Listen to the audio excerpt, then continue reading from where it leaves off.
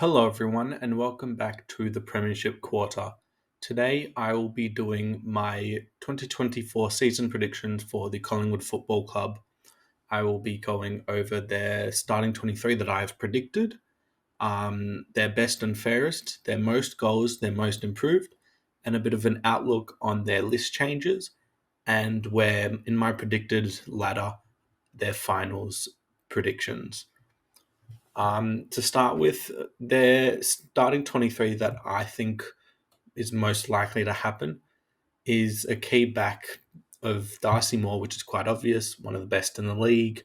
And then Nathan Murphy, Jeremy Howe, and Braden Maynard as your three others. Murphy has had some issues with concussion over the last couple years and throughout his life, and that may impact his play throughout the year. If he's not able to be fully fit and firing, then someone like Charlie Dean or Billy Frampton will hopefully be coming into the side. It'd be awesome for Charlie to come in after dealing with a couple really bad foot injuries over the last two seasons since being picked up by Collingwood. Maynard, obviously, great player. He's just an awesome lockdown, and his left foot can be very dangerous for Collingwood as well. And then Jeremy Howe is their, I wouldn't say main interceptor, but he is the one that his intercepting is the biggest part of his game. Age is getting up there, but McRae and his tactical genius has thrown him around in certain games, and it's actually worked really well for them. So if they need to use that with Howe, then they will.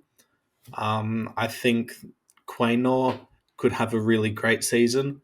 Absolutely can jump to all Australian level. A lot of people think that might happen. I am one of them. And then the last position is sort of a toss up between John Noble and Oleg Markov. Obviously, Noble really unfortunately missed out with Markov being selected over him for the grand final. But it'll be a toss up really between the two. I don't think either of them have a definitively better than the other. So it's just whatever McRae sees, might be matchup wise, what he chooses. I think they've got one of the best wingman pairs in the league. Obviously, still side bottom. We know how good he is. Just consistency throughout his career. And then Josh Dacos obviously finished tied first in their best and fairest last year. And I think he can still go up another level this year to where he's probably going to be again in the All-Australian team. Now in their forward line, it's tough because they did lose McStay for the season, obviously to the ACL, which is really bad news. I think it'll be Mason Cox and Myercheck as their two real key forwards. I think Cox and Darcy Cameron might switch in certain games where Cox is more needed as a tap ruckman, and Darcy Cameron can obviously still play as a forward. Myercheck's going to be really important for them. He'll need to play every game until there's every chance he gets double teamed in some of those games. So it'll be really important for their smalls to be on their game, and I think they will. Bobby Hill, obviously, we know how good he is based on his performance from the grand final, but it's just whether he's able to do something like that in about 18 to 20 games for the season. Keep that consistency up throughout the season. Same thing with Beau McCreary. If he can have that impact that we know he can have in more games, it's going to be really good. And then for me, Lockie Schultz, I think there's every chance he does lead the goal kicking for them. I think with the way they play and his play style, I think it meshes really well, which is great for them. And then you've obviously got Jamie Elliott, who is just regarding injury, it's tough for him, but I think consistency during the season is really important with him in terms of playing time, and we know how he can produce when he's fit. Now, if it's to talk about their midfield, as I said, Mason Cox and Darcy Cameron, it's a bit of a toss-up in terms of matchups, but I think Darcy Cameron is the starting ruckman. And then obviously they've got their two midfielders in Dacos and De Goey. I don't think there's any questions with that. I think if Dacos stays healthy, he probably is the Brownlow favourite. He was so far clear, or he should have been, before he got injured last season. And then obviously De Goey had a great season, stayed instead of going to St Kilda at the end of 2022, and that paid dividends for Collingwood and himself. And then last is Tom Mitchell. He's just sort of like an underrated player for them, I guess. He's not a star, but when you need him to perform a role, he's very capable of doing that. And then in their bench, I've got Oleg Markov, like I talked about, switching with John Noble whenever. Crisp and Pendlebury as their two backup midfielders. I think Crisp can play as a half-backer as well, uses speed, and he can just run through people at times. And then Pendlebury obviously has that class background of basketball. Just got to put it in there. And then Ash Johnson as that forward. I think without McStay, it is a need for them to have three key forwards, I guess. So I do have him in the team. He does need to improve with his consistency, but I think as the season goes on, he'll be more comfortable in the team. As their sub, I've got Lipinski. It was a toss-up between him and Hoskin Elliott, but I went with Lipinski in the end. I think he can be a better midfielder compared to Hoskin Elliott on the wing, and I think he'll be able to do more damage in the forward line than what Hoskin Elliott will be able to do. To go over their best and fairest, I've got both the Dacos brothers as the top two. I think Nick will win it because I think just him playing a full season again will be able to propel him into the first position. Josh Dacos finished tied first last year, and he will just be the same player again this year, if not better. And then third, I've got Isaac Quainer taking a jump. It could very easily be Darcy Moore or even Myercheck or one of the small forwards in Hill or Schultz. But I think from what I've heard, a lot of other people say he has improved a lot. So I think he'll just be able to take that jump to where he is in that near All-Australian 44-man team. Now for their most goals, I've got Myercheck. He'll just be getting a lot of the ball delivered to him, and at that stage, you're just going to be kicking enough goals to be leading it.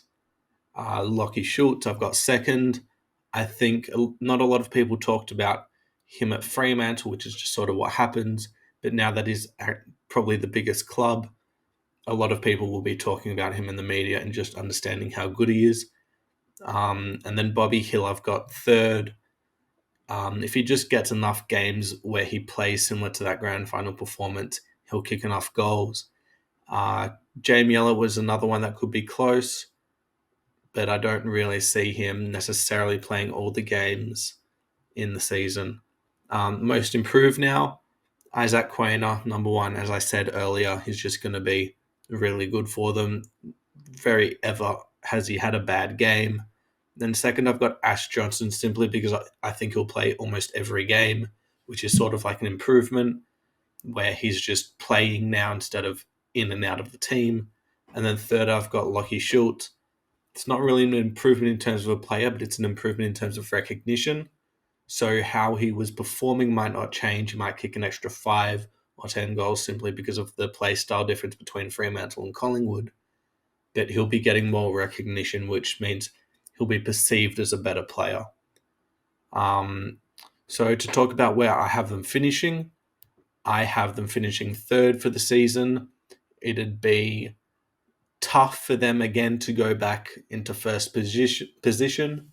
It's not an easy thing to do twice in a row, let alone finishing first and winning the flag. Shorter off season, that they've got the talent and the play style to finish top 4 in my mind without really pushing too hard. And I don't think they'll need to push too hard to finish. I don't think they'd want to push too hard to finish first again. I don't think they need to prove that in a sense. Last year, they sort of needed to prove it because a lot of people believed they weren't going to be as good because they won so many close games in 2022. But now people know they are the real deal. I'd have them finishing third and Carlton finishing second, so they'd play Carlton in the qualifying final at the G. It's going to be a great matchup if it happens. We were pretty close to getting it in the grand final. Obviously, Carlton were up against Brisbane early on.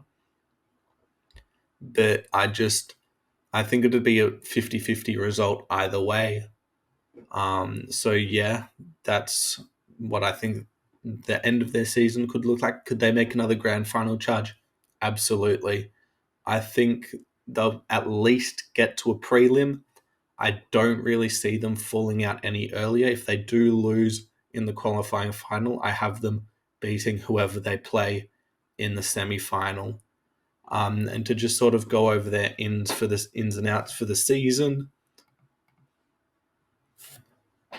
they obviously lost Ginnivan, who kind of got immediately replaced with Schultz, so it's not going to be that big of an impact.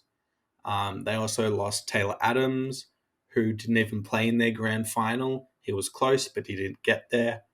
And I think someone like Finn McRae could very easily take that jump into the team by the end of the season.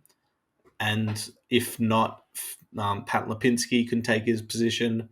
Jack Chris could play a bit more midfield time.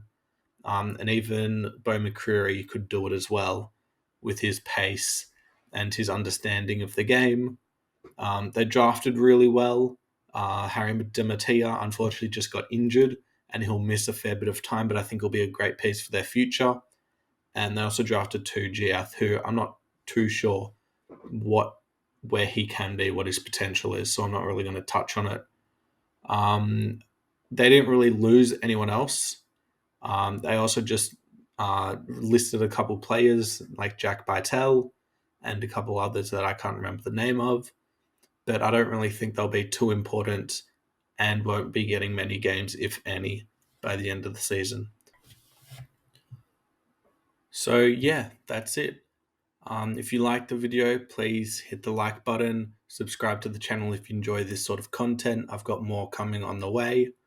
And leave your thoughts in the comments below about Collingwood, where you think they'll finish, who you think might debut for them. And yeah, thanks for watching.